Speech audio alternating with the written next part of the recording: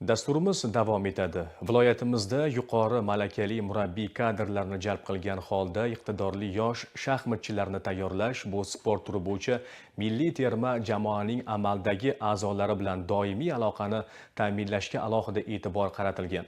Ayniqsa 2026-yilgi 46-Butunjahon shaxmat olimpiadasi O'zbekistonda o'tkazilishi yurtimiz yoshlari uchun katta shijoat bag'ishlayapti.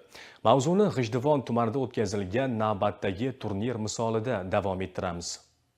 Yoshlarning bo'sh vaqtini mazmunli tashkil etish, ularning aqliy qobiliyatlarini yanada rivojlantirish uchun bunday musobaqalarning o'rni nihoyatda katta. Yana bir muhim jihat, 2025-yilning 11-fevral kuni bu yo'nalishdagi ishlarni yangi bosqichga olib chiqish bo'yicha Vazirlar Mahkamasining tarixiy qarori imzolandi. Buxoro viloyatida yoshlar bilan ishlash samaradorligini oshirish, ularning iqtidorini ro'yobga chiqarish va bo'sh vaqtini mazmunli tashkil etish uchun qo'shimcha sharoit yaratish chora-tadbirlari to'g'risidagi qaror ijrosiga qaratilgan ushbu musobaqalar tom ma'noda o'z maqsadiga erishdi. G'ijduvon tumanida ham qatnashadigan o'quvchilar juda ko'p. Shaxmat klubi ochganmiz G'ijduvonda.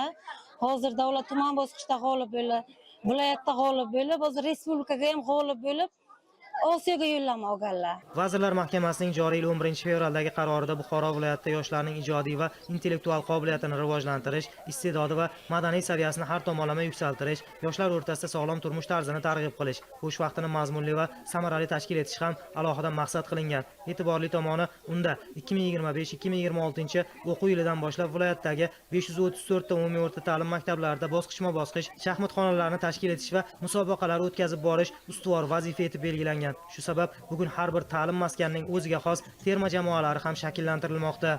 24-umumta'lim maktabida shaxmat festivalini o'tkazyapmiz. Shaxmat festivaliga biz 67 ta maktabni prezident shaxmatchilari tanlab olingan.